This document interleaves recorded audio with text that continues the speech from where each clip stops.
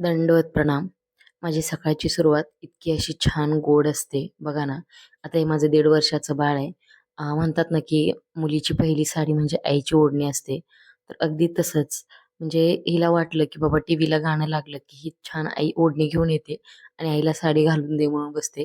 तर मस्त असं साडी घालून आमचं जेवण करायचं काम चाललंय. आता ताटात जर जेवणाला पदार्थ घेतले, तर जसं मोठी माणसं घेतात किंवा आम्ही घेतो, अगदी तसं सेम ताटीला वाढून हवं असतं. तितकं खात नाही ती, पण तेवढं घेऊन तरी बसते. खाऊन झालं की मग ते सांड-मांड या गोष्टी चालूच असतात. पण तुम्हाला अक्षरशः खोटं वाटेल, ही आत्ताच 19 महिन्याची आहे.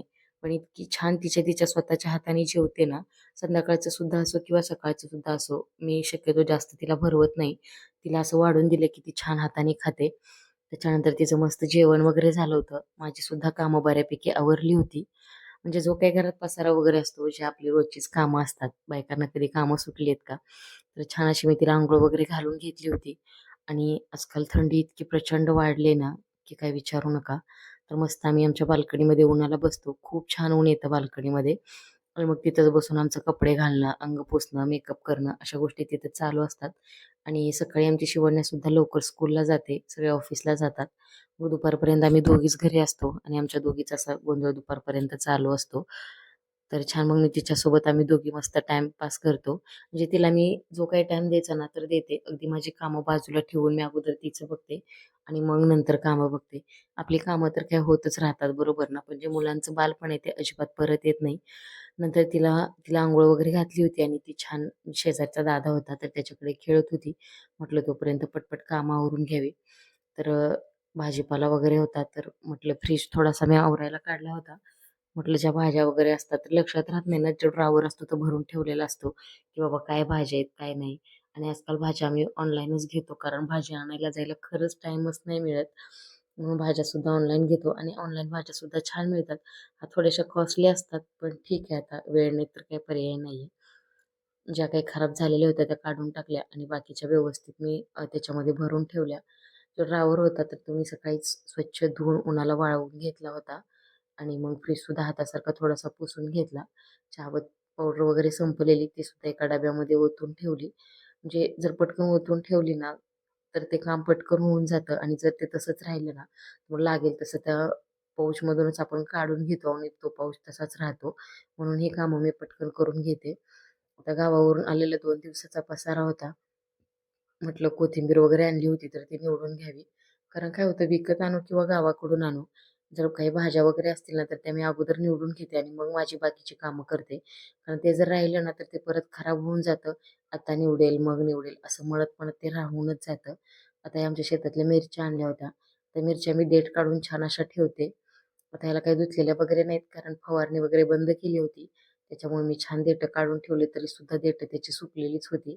कारण मी आणून पण त्याला 1-2 दिवस झालं होतं. मला काही निवडायला वेळच मिळत नव्हता. तर सगळ्या मिरच्यांची मी छान अशी देठं काढून घेतली आणि म्हटलं मग त्याचे सुद्धा जे डबे होते फ्रिजमधले ते सुद्धा मी धुवून उन्हात ठेवले होते. म्हटलं नंतर कॉटनच्या कपड्यामध्ये मी भरून ठेवेन. ते बघा असा एखादा कॉटनचा रुमाल मी प्लास्टिक डब्यामध्ये ठेवते आणि मग त्याच्यामध्ये स्वच्छ अशा कोरड्या केलेल्या मिरच्या ठेवते. आता ह्या जर मिरच्या म्हटलं ना, तर अगदी 1.5-2 महिने आरामात टिकतात बरं का, अजिबात खराब होत नाही. असा कॉटनचा रुमाल ठेवल्यामुळे जे काही पाणी सुटतं तो रुमाल ॲब्झॉर्ब करून घेतो आणि मिरच्या छान अशा कोरड्या राहतात. अजिबात त्या खराबसुद्धा होत नाहीत. फक्त याच्यामध्ये खराब एखादी मिरची टाकायची नाही आणि आठवड्यातून एखादा दिवस एकदा चेक करायचं, की बाबा मिरची वगैरे खराब झाली आहे का? तर तर म्हणजे एका आईचं किती काम असतं बघा. जोपर्यंत आपलं बाळ खेळतंय तोपर्यंत पटपट कामं उरकून घ्यायची असतात. कामं काही फार काही नसतात घरातली, तर कपडे, भांडी, झाडून, फरशी आणि मुलांचं बघणं आणि याच कामाला अगदी अख्खा दिवस जातो बरं का. आता भांडी तर इतके पडलेले असतात. पिठाचे डबे वगैरे सुद्धा माझे रिकामे झाले होते आणि नेहमी मी दळण आणल्यानंतर अगोदर डबा घासून कोरडा करून घेते आणि मगच पीठ ओतते. अगदी मी 8-10 दिवसाचं दळून आणते, जास्त नाही. पण पीठ ओतण्या अगोदर डब्बा क्लीन करून घेते. आता पटपट भांडी घासून घेतली मी. आता व्हिडिओमध्ये दिसतो एवढा जर 3x 4x आपला स्पीड असताना तर किती बरं झालं असतं, बरोबर ना? काय आता असो, छान मी पटकन भांडी घासून घेतली. आता थंडी तरी इतकी वाजते ना आणि त्यात भांडी घासायला तर अजिबात नको वाटतात. पण नंतर मला दुपारी माझं रेसिपी शूट वगैरे असतं. मग त्याच्यासाठी मला परत भांडी लागतात. म्हणून मी सकाळी अगोदर एकतर भांडी घासून किचन वगैरे क्लीन करून घेते. फक्त पाठीमागं माझं काम राहतं म्हटलं ते म्हणलं तर फरशी पुसायचं. मग मी ते मला कधी जमेल, वेळ मिळेल तेव्हा कधी-कधी संध्याकाळचं सुद्धा पुसून घेते. आणि एकदाचं किचन क्लीन केलं ना, की अगदी घर कसं स्वच्छ वाटतं ना. पण सगळं घर स्वच्छ करून जर आपण किचनवरती तसाच पसारा ठेवला ना, तर म्हणजे असं अगदीच कंटाळल्यासारखं वाटतं किंवा घर क्लीन नाही असं वाटतं. त्याच्यानंतर दुपारी शिवण्या स्कूलमधनं आली होती आणि मग म्हटलं हिला झोपवून घ्यावं, तर ही कशाची झोपते. चांगला माझाच टाईमपास करत बसल्या दोघीजणी आणि मी यांचा व्हिडिओ काढत होते, तर हिला वाटले की आई फोटो काढते म्हणून या दोघीजणी छान अशा पोज देत होत्या. मस्त जमतं दोघींचं. फार असे काही जास्त भांडण वगैरे करत नाहीत, पण छान खेळतात. आणि शिवण्या माझी इतकी समजूतदार आहे ना, की खूप छान सर्वज्ञाला सांभाळते. अगदी ती जशी सू करण्यापासून तिला खाऊ-पिऊ घालण्यापर्यंत सगळ्या गोष्टी ती बघते तिच्या. म्हणजे तुम्हाला विश्वास बसणार नाही, पण खरंच ती सगळ्या गोष्टी करते. खूप छान तिच्याकडे लक्ष देते, तिला सांभाळते आणि ती सुद्धा शिवण्याकडे खूप छान राहते. नंतर मग मी माझी कामं करत होती, तर हा आमच्या शेजारचा कृष्णा दादा आहे. हा कृष्णासारखाच नटखट आहे बरं का आणि सर्वज्ञाचं आणि त्याचं बॉन्डिंग खूप छान आहे. दोघे एकमेकांशिवाय अजिबात राहत नाहीत घरी असलं की. तो म्हणतो छमछम आणि ती म्हणते दादा. तर खूप छान दोघं खेळत होते. शिवण्यासुद्धा होती. टीव्ही लावून दिलेली त्यांना. मस्त त्यांचा खेळ चालू होता. तोपर्यंत मी त्यांच्यासाठी छान मस्त असा खिचडी भात करून घेतला. पावटा घालून बनवला होता. आणि घरात ते इतका पसारा करतात ना, पण मला या पसाऱ्याचं ना खरं सांगते अजिबात काहीच वाटत नाही. मुलं खेळतात ते महत्त्वाचं. पसारा काय आपण कधीही उचलू शकतो. आणि हा जो काही पसारा आहे तो मी संध्याकाळी 5:00-5:30 वाजताच उचलते. दिवसभर याला अजिबात हात लावत नाही. कारण असं भरून ठेवलं की ते लगेचच खाली ओततात. हे बघा नंतर ते बिस्किटं खेळायचे तिथंच पडले, जे स्क्वेअर होते ते. नंतर हिने लिपस्टिक घेतली, मेकअप केला, ओढणी, साडी जे काही गोंधळ घालायचे ते घालत होत्या. नंतर पटकन पसारा आवरून घेतला आणि त्यांच्यासाठी खायला बनवलं. मग आम्ही गावाकडून सांजुऱ्याच्या पोळ्या वगैरे सुद्धा आणल्या होत्या. मी आणि दादाने पोळी खाल्ली आणि त्या दोघींना मी खिचडी भात खाऊ घातला. कारण काय होतं यांच्या जर जेवणाच्या वेळा चुकल्या ना, तर ते खूप चिडचिड करतात. इव्हन शिवांना नाही पण सर्वज्ञ. त्यामुळे कामं सोडून अगोदर तिचं खायचं-प्यायचं बघून मग मला कामं करावी लागतात. कारण एकदा खाऊ-पिऊ घातलं ना, की ती छान खेळते शिवण्यासोबत, कृष्णासोबत आणि जर तिचं म्हणजे एखाद्या वेळेस जर तिला असं काही खायला वगैरे लेट झाला, तर ती मग खूप चिडचिड करते. मग संध्याकाळच्या वेळी परत माझी कामं वगैरे झाली, एडिटिंग वगैरे झालं होतं. मग संध्याकाळच्या वेळी आम्ही आज बाहेर जेवायला जाणार होतो. पण स बाहेर जेवायला जायला थोडासा वेळ लागणार होता आणि मग सर्वज्ञाचं जेवणाचं टायमिंग होऊन जातं. म्हणून मी तिच्यासाठी मस्त असं शेवायचं उपीट बनवलं.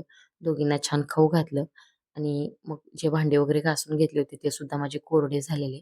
तर म्हटलं पटकन ट्रॉलीमध्ये लावून घेऊया. आता भांडे घासल्यानंतर मी काय करते, ड्राय बाल्कनीमध्ये नेऊन ठेवते. म्हणजे ते पटकन वाळली जातात.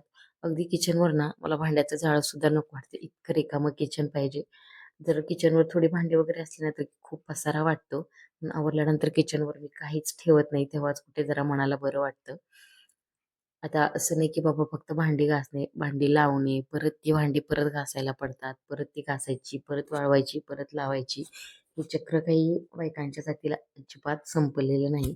काम हे करावंच लागणार आहे. ते घरातलं असो, तुम्ही वर्किंग वुमन असा किंवा काही पण असा. त्याच्यानंतर त्यांना खाऊ-पिऊ घातलं आणि मस्त आम्ही निघालो मग बाहेर. इतकी प्रचंड थंडी होती ना, की बस. आणि बाहेर जायचं म्हटलं ना, खूप एक्सायटेड असतात दोघीसुद्धा. आणि साधारणतः 9 वाजले होते तेव्हा आम्ही निघालो होतो. मस्त आमच्या घराजवळच वेदांत म्हणून एक हॉटेल आहे.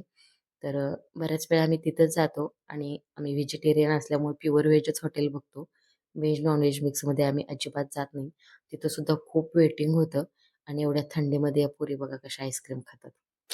तर काय करायचं यांचं तुम्हीच सांगा. पण असं नाही की आईस्क्रीम खाल्ल्यावर त्यांना सर्दी वगैरे होते. अजिबात होत नाही. तेवढ्या स्ट्राँग तर आहेतच. आता हिनं काय हातात घेऊन बसली, खाल्ली नाही आईस्क्रीम. शिवण्याने मात्र खाल्ली.